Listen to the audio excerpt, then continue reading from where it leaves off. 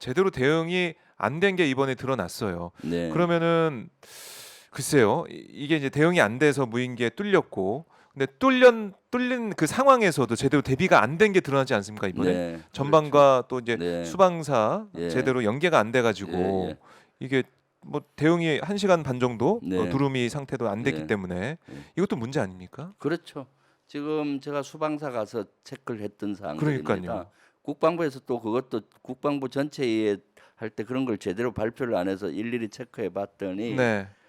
실질적으로 10시 19분에 무인기가 왔었고 음. 그런데도 불구하고 전체 전방 군단에서 먼저 보잖아요. 그럼 이게 서울로 오면 수도방위 사령부를 알려줘야 되는데 그래 같이 준비하잖아요. 그래야죠. 그런데 바로 그런 넘어오니까. 전파가 전혀 안 되다 보니까 아. 여기에서도 이게 무인기인지 셋대인지 1군단에서 고민하고 네. 수방사로 넘어오니까 수방사 레이더에서 보고도 고민하고 이러다 보니까 이 좀 어려웠었고 네. 또 이런 것들은 합참으로 보고하면 동시에 관련 부대들을 그 대비 태세와 경계관을 확 내립니다. 무인기에 대한 경계와 감시 강화와 이런 걸 내리는 건 두루미 태세라고 해요. 네. 우리가 다른 용어를 쓰거든요. 동물 이름이나 뭐 이런 걸로 그런 해서 걸로. 그냥 이거 두루미 하면은 네. 아 무인기가 오는구나. 아. 모든 감시 초소 올라가고 대공진지 점령하고 이거예요. 네. 딱 해야 두루미. 되는데 그것이 1시간 반 정도 지나서 12시경에 내렸더라고요. 그 너무 늦었어요. 12시경이면은 무인기가 이미 서울 상공을 해짓고 돌아갈 때쯤 됐을 거예요. 하하하. 그리고 10시 19분에 했는데 네. 실제 장관은 11시 1시간 한 거의 반 지나서 11시 48분 정도 보고받고 대통령은 12시 12분이니까 1시간 한 50분 후에 보고받은 거예요. 무인기가 서울 상공과 대통령실 머리 위를 탁 해집고 간 다음에 이제서야 보고받고 이제서야 뭐 무인 그 두루미 태세를 내리니까 네. 사실은 제대로 조치를 못한 거죠. 못했어요. 대통령실은 소형 무인기를 잡을 수 있는 레이더와 소형 무인기를 차단할 수 있는 전파 차단기가 있어요. 근데 제대로 작동이 안 된 것 같아요. 네. 전파 차단기로 제가 한 분이라도 발사했냐 하니까 발사를 안 했다는 거예요.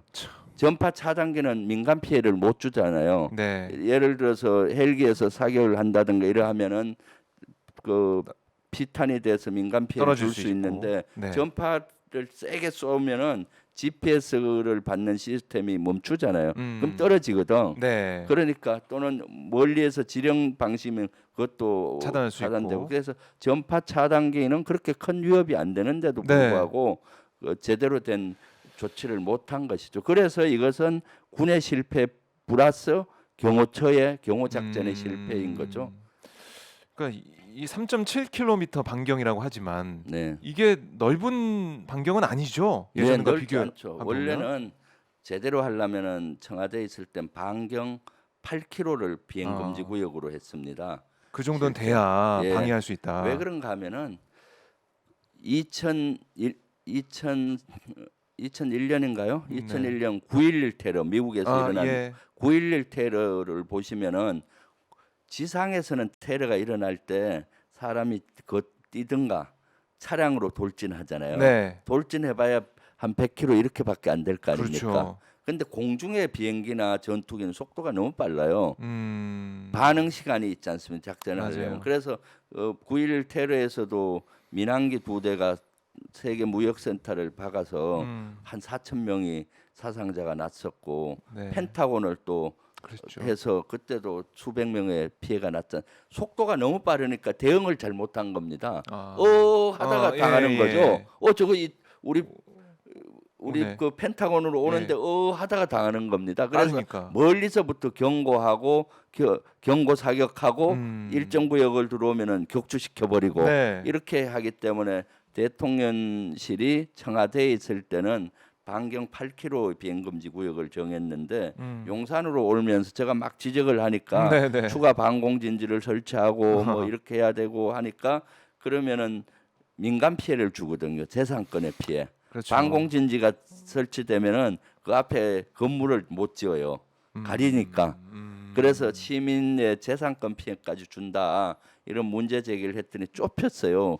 욕을 안 먹기 위해서 3.7km. 아이고. 그럼 3.7km라도 제대로 준비를 해야 되는데 네. 그런 시스템을 아직도 완비를 못한 것 같고 그다음에 이제 시스템이 새로운 시스템이 되면은 경호처와 수방사 합참이 연계된 통합 훈련을 많이 해야 될 텐데 네. 그런 것들을 제대로 못한 것 같아요.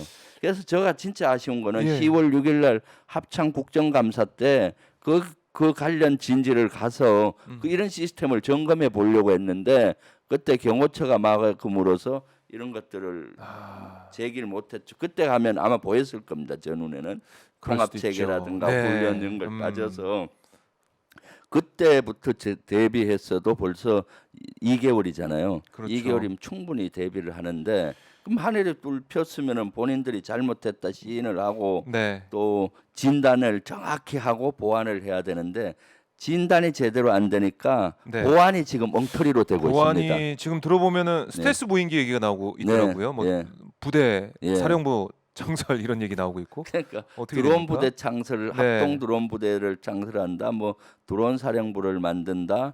스텔스 무인기. 무인기를 만든다. 이렇게 하잖아요. 네. 그것은 아주 잘못된 조치예요. 잘못됐다. 네.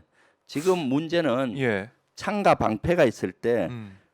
방패가 문제가 된 겁니다. 그렇죠. 이번에 북한 네, 무인기가 북한 넘어왔으니까. 무인기가 넘어왔을 때 네. 방패가 뚫혀버리니까 서울상공이 뚫힌 거잖아요. 그 방패는 뭐냐 하면은 레이더입니다. 레이더.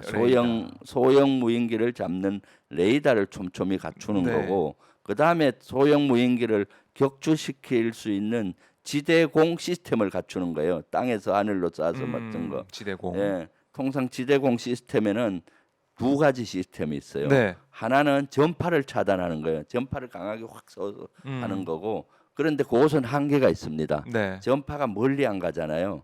한 그렇죠. 2km 현재 기술로는 2, 3km 이상은 아. 못 갈 거예요. 예. 그러면은 한 3km 넘어서는 어떻게 됩니까? 지대공 하기로 쏘면 되거든요. 통상 북한 전투기나 헬기가 온다면은 네. 지대공 하기로 쏘면 지대공 하기는 공중에서 탄이 폭발이 됩니다. 음. 그러면은 밑에 피해가 없거든요. 네. 이런 하기 시스템을 촘촘히 잘 갖추는 것이죠. 그게 먼저 됐어야 예. 되는데. 그런데 지금 창을 만들겠다는 거예요. 아, 우리 뭔가요? 창은 예. 드론은 북한보다 우리가 월등히 앞서 있어요. 그렇겠죠. 월등히. 네. 드론 부대 창설 새로 한다고 네. 하지만은 이미 20년 전에 드론 부대가 아, 창설돼 20년 있었고 전에. 예. 지금은 수백 개 부대가 있어요. 아. 공군에도 드론 부대가 있어요. 네. 글로벌 호크 같은 무인기는 아하. 일반 전투기보다도 예. 첩보기보다 성능이 더 좋습니다. 와. 수시간 날아다니고 북한 전역을 볼 수가 있는 그런 무인기도 있거든요. 네네. 그런데 무슨 뭐 창을 발전시키겠다. 지금은 급선무가 방패를 만드는 건데 창을 만들겠다고 오도하고 있잖아요. 오도하고. 아니 그러니까 진단이 당연히 상식적으로 보면 방어를 강화해야 되는 진단이 나올 수밖에 없는 상황인데 음, 무인기 북으로 보내라. 압도적인 전쟁 준비해라. 네. 확전을 각오해라. 스텔스 무인기 만들고 드론 사령부 만들고 북한에 뭘 보낸 생각만 지금 하고 있는 것 같은데 네. 그게 잘못된 거다. 잘못된 거죠. 드론 사령부도 잘못된 거고요. 네. 이런 드론은 이 저고도라고 해서 한 3km, 4km 이내로 들어오잖아요. 네네. 상공. 그런 경우는 국지방공이라고 해서 군단 중심으로 이루어집니다. 그 육군에서 담당하고요. 네. 그 고도 이상은 공군이 하는 거고, 네. 그럼 군단의 이런 레이더와 대공하기를 촘촘히 갖춰주는 건데 드론 사령부가 만들어지면 이중 구조가 되잖아요. 아, 드론 그렇겠네요. 사령부가 필요 없는 겁니다. 각 부대마다 드론이 있어야 돼요. 있으니까. 예. 방어하고 드론은 지금 현재 우리가 갖고 있는 드론은 음. 창의 역할을 하는 거예요. 북한 지역에 가서 정찰해서 북한을 본다든가 네. 또는 거기에 무기를 장착해서 공격한다든가 창의 역할인 건데 창의 역할은 뛰어나는 거죠. 그래서 드론 사령부 창설 또 하게 되면 이중화돼서 효율이 안 올라가고 네. 그다음 스텔스 뭐 드론을 뭐 만들겠다 하잖아요. 사실 한 4m 이하 정도 되는 소형은 다 스텔스예요. 북한은 레이더가 더 안 좋죠. 안 우리보다. 좋아서 예. 그걸 잡을 수 있는 레이더가 거의 없을 거예요. 전투기라든가 우리 헬기 정도는 잡을 수 있는데 네. 그 이하의 거는 아직 북한 수준이 잡을 수가 없습니다. 소형 무인기 막 보내면 그 자체가 스텔스인데 스텔스라는 의미는 예. 보지 못한다는 거예요. 그렇죠. 근데 스텔스 무인기는 사실은 그걸 하면 돈이 엄청나게 듭니다. 우리 전투기 중에서도 스텔스 전투기는 F-35밖에 없어요. 나머지 비싸. 우리 예. 우리 F-15 뭐 F-16 이런 거는 스텔스가 아닙니다. 네. 스텔스를 하려면 사람이 타고 있는 전투기를 스텔스 해야지 무인기를 굳이 스텔스 할 게 뭐 어차피 있습니까? 스트레스인데 무인기는 무인기 자체가. 그리고 무인기는 사람이 안 탔기 때문에 아, 격추되더라도 그렇네요. 큰 피해가 없어요. 무인기는 숫자를 늘리는 게 더 중요한 거고요. 아, 우선순위도 네. 지금 잘 파악 못 하고 있는 거고.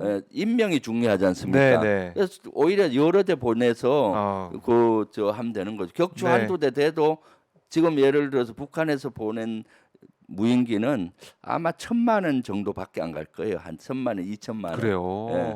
와우, 그런데도 우리 저렴한. 못 찾고 엄청나게 위협이 되지 않습니까? 아, 그러니까 스텔스 무인기 이런 것들은 진짜로 잘못된 거고 왜 이렇게 네. 국방부가 그 무기 체계나 이런 것도 배가 산으로 가는 걸 하고 있느냐? 이건 배가 산으로 가는 정책이에요. 아니, 배가 바다로 가야 되는데 네. 그 왜 추적을 해보면은 예. 이 26일 날 12월 26일 날 무인기에 인해서 네. 공중이 뚫혔잖아요. 네. 그 다음 날 27일 날 국무회의에서 윤석열 대통령 지시가 문재인 정부 탓하면서 드론 부대 창설을 앞당기겠다라고 얘기했어요. 그랬죠. 그게 웬 드론 부대? 그 많은 아, 드론 부대인데 그때부터. 그 말을 뱉었으니까 주워 담기가 어렵잖아요. 네. 그러니까 군에서는 뭐 뭔가 드론 해야 부대를 된다. 창설하겠다, 뭐 합동 아, 드론 부대 만들겠다, 드론 사령부를 만들겠다, 뭐 이렇게 네. 하니까 배가 산으로 가는 거죠. 정확한 진단을 못 하니까 큰일 났네요. 처방이 이렇게 잘못되는 거죠. 예. 지금 그 위장에 뭔가 암이 생겼던가 아픈데 네. 폐를 절단하는 거랑 같은 거예요. 아, 이러면은 몸이 나겠습니까? 그리고 그런 부대를 창설한다고 네. 하면은 말로 되나요? 예산이 따라야죠. 예산. 그렇죠. 예산은 추가한다는 이런 말 없이 네. 말로 하는 것은 그야말로 말로 하는 안보예요. 말로 예산을 주면서 해야 되는 건데. 네. 네. 아, 그래서 이 뭐 인터넷 커뮤니티에 보면은 그런 포스터도 보이잖아요. 윤석열 대통령이 이렇게 눈을 술병으로 이렇게 하고 있나요? 그러면서 네. 안 보입니까? 그러니까 안 보입니다. 해서 안 보인다고 아, 패러디한 그래요? 것도 네, 올라올 그렇구나. 정도로. 예, 그러니까요. 그러니까 지금 안보에 대한 윤석열 정부의 이런 네. 대응이나 판단이나 네.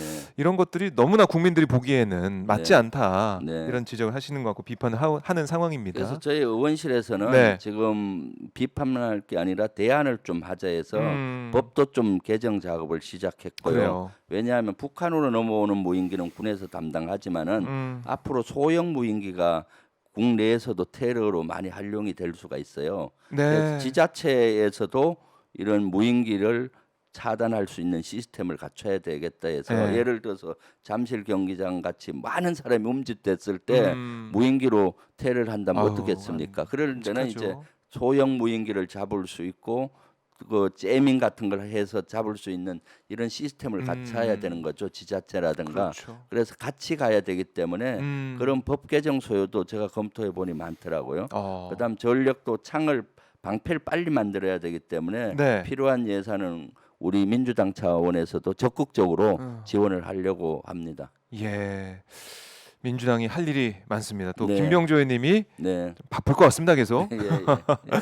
자, 오늘 김병조 의원과 말씀 나눠봤는데요. 아직까지 주불리 김병주 구독 안 하신 분들은 주불리 김병주 검색하시면 바로 뜹니다. 주불리만 쳐도 김병주 의원 유튜브가 뜨기 때문에 가셔가지고 구독을 하셔서 김병주 의원의 의정활동 어떻게 진행되고 있는지 또 정말 맞서 싸우겠다고 하셨는데 어떻게 싸우고 계신지 확인하시면 좋을 것 같습니다. 자, 의원님 오늘 말씀 잘 들었고요. 네. 또 건강, 감기 조심하시고 다음 주에도 뵙겠습니다. 네, 네, 감사합니다. 고맙습니다. 예, 예.